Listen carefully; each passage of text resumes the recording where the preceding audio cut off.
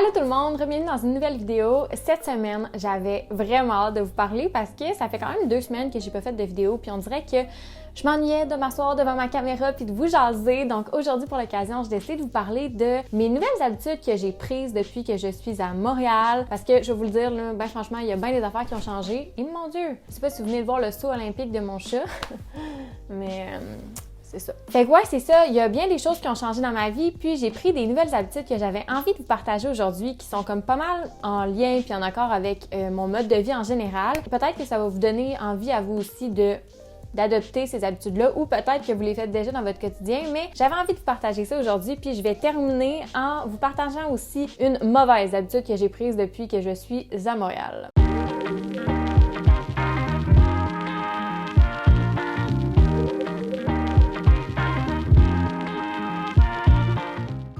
Je vous avoue là, que dans le temps que j'étais à Québec, puis une partie aussi de l'année d'avant où est-ce que j'étais à Montréal, il y a des habitudes que j'ai comme un petit peu perdues parce que, bon, c'était le début de la COVID, après ça, je suis retournée chez mes parents. Fait qu'il y a plein de choses que j'ai arrêté de faire, mais là, j'ai comme recommencé à faire certaines de ces choses-là et ça me fait vraiment du bien. Je suis total... OK, là, tu commenceras pas ça, là, Nala, là.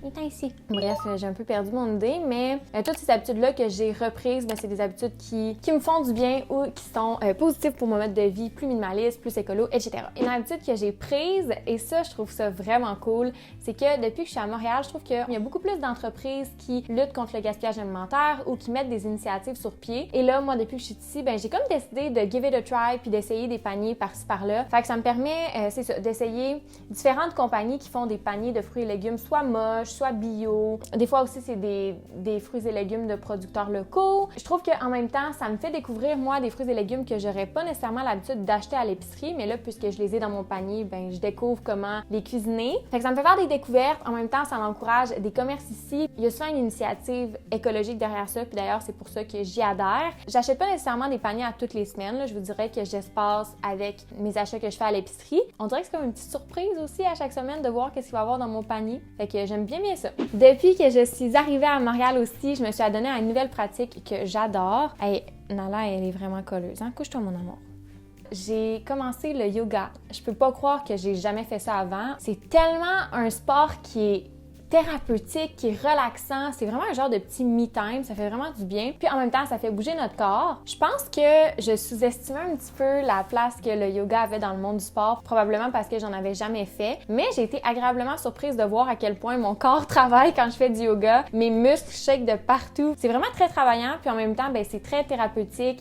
Il y a un aspect qui est full méditatif au yoga. Donc voilà, ça me fait vraiment du bien. Là, pour l'instant, j'ai pris 6 cours. C'est une fois par semaine, mais c'est certain, en tout cas, je compte jusqu'à présent renouveler ça par la suite, probablement au même studio. Mais ouais, le yoga, c'est quelque chose que j'aurais vraiment dû faire avant. Une habitude qui a définitivement changé ma vie pour le mieux, puis c'est tellement banal, mais c'est un game changer. J'ai commencé à boire du décaféiné, mesdames et messieurs. Et oui, j'ai toujours pris du café, je me suis toujours forcée à prendre du café, puis à chaque fois, j'avais des palpitations, je filais pas, ça me faisait pas sentir bien, puis je le savais, donc j'en prenais vraiment pas souvent. Mais là, j'ai donné une chance, une bonne fois pour toutes au décaf. J'ai été agréablement surprise à quel point ça goûte comme le café, puis c'est juste trop nice parce que j'ai pas tous les effets tannants du café comme l'agitation, les palpitations et tout ça. Ouais, maintenant je commence mon petit matin avec un petit décaf. Pour vrai, j'ai l'impression que ça me fait un peu l'effet placebo, là. J'ai l'impression que ça me réveille même s'il y a pas de café à l'intérieur de mon café. Depuis que je suis revenue à Montréal, j'ai enfin recommencé à composter. On dirait que je peux pas croire que c'est pas encore toutes les municipalités qui offrent le compost, mais pourtant, c'est vraiment pas le cas. Si je prends justement où est-ce que j'habitais avant, à Québec, on n'a toujours pas ce service-là dans ma municipalité, puis pourtant, c'est pas une ville qui est extrêmement loin, là, c'est quand même proche du centre-ville, fait que c'est assez étonnant. J'étais vraiment contente de revenir ici puis de constater qu'il y avait bel et bien le compost encore comme à mon départ. Je trouve que c'est assez hallucinant parce que quand on cuisine, il y a énormément de petits morceaux de pommes, de petits bouts de légumes qu'on mange pas nécessairement puis qui se retrouvent à la poubelle, versus là, quand on les composte, ça se décompose pour vrai puis on peut réutiliser ça pour le cycle de vie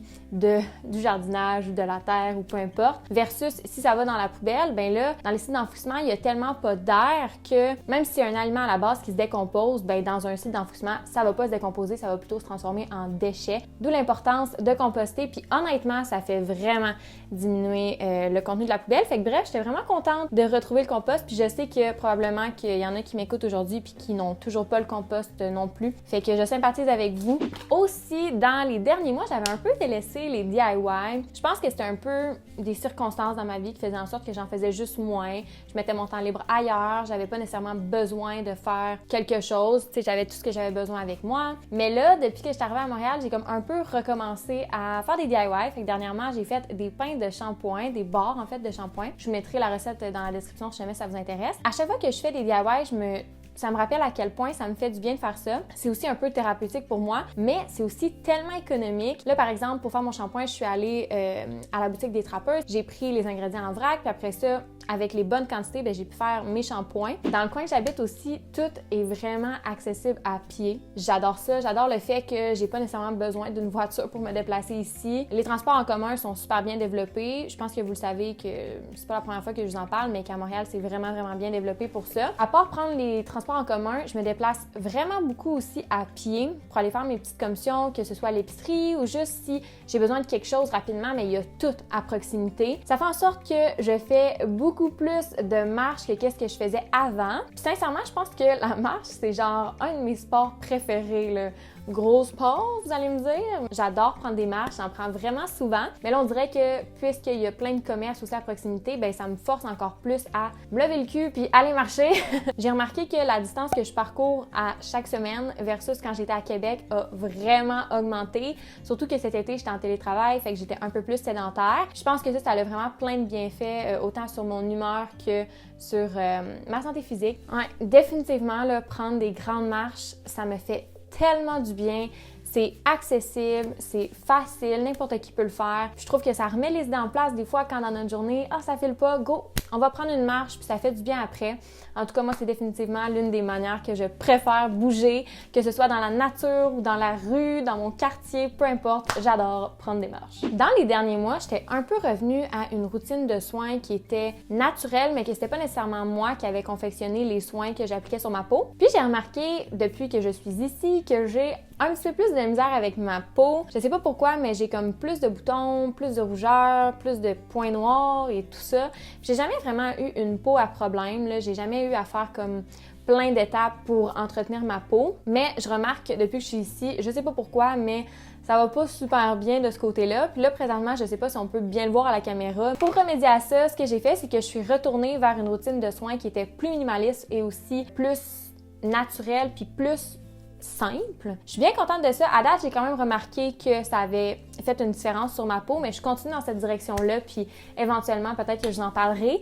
Mais à titre indicatif, là, j'utilise comme de l'hydrolat de lavande pour tonifier ma peau, une petite crème qui est faite par les trappeuses, puis je me fais aussi 2 fois par semaine un masque avec de l'huile de tournesol. Maintenant aussi, j'ai recommencé à remplir mes produits en vrac. Comme je vous disais, il y a plein de commerces à proximité, puis il y a aussi beaucoup de petites boutiques naturelles, écologiques, zéro déchet. Dans la plupart de ces places-là, il y a comme des bidons où est-ce qu'on peut aller remplir nos pots en vrac. Puis ça, ça m'a permis justement de recommencer à prendre cette habitude-là. Fait que là, dernièrement, je suis allée remplir mon détergent en vrac. Puis c'est fou parce que je remarque pas une grosse différence de prix avec qu'est-ce qu'il y a dans les commerces standards, là, les produits commerciaux qui sont vendus dans des emballages. Mettons, si je prends mon détergent comme exemple, mon détergent, ça me coûte peut-être 3 $, puis je l'ai pour plusieurs mois. Là, je l'ai acheté en septembre, octobre, novembre. Ça m'aura fait 3 mois, je pense. Ça m'a coûté 3 piastres. Fait que 1 piastre par mois. Je considère que ce n'est pas très cher. Puis même des fois, on peut faire des économies parce qu'on prend vraiment juste qu'est-ce qu'on a besoin. Fait que voilà, tout ça pour dire que j'aime vraiment remplir mes produits en vrac puis que je trouve ça bien le fun que ce soit accessible comme ça. Et maintenant, je vous ai dit que j'allais terminer cette vidéo-ci en vous disant un peu quelle est la mauvaise habitude que j'ai prise dernièrement depuis que j'habite ici. Et en fait, ça va un peu avec ce que je vous disais précédemment, que tout est accessible, qu'il y a plein de petits commerces, il y a plein de boulangeries, il y a plein de petits cafés, etc. Fait qu'on dirait que depuis que j'habite ici, j'ai pris un peu cette habitude-là d'acheter un peu plus dans les petits cafés, les boulangeries qui sont près de chez moi. Je considère que bon, du côté de mon budget, c'est peut-être une mauvaise habitude parce que c'est sûr que je dépense plus que qu'est-ce que je dépensais avant. Par contre, j'aime vraiment ça, encourager les petits producteurs locaux, surtout comme le petit café du coin, la boulangerie. On vient qu'on connaît un peu les propriétaires, puis on s'attache veux pas à ces endroits-là. Ouais, moi j'aime ça, autant retourner dans les mêmes cafés, mes préférés à chaque fois, que d'en découvrir des nouveaux. Je trouve que c'est vraiment le genre de dépense qui est facile à éviter dans un mois. Mais bon, ça fait mon petit bonheur, fait que j'ai pas vraiment l'intention d'arrêter.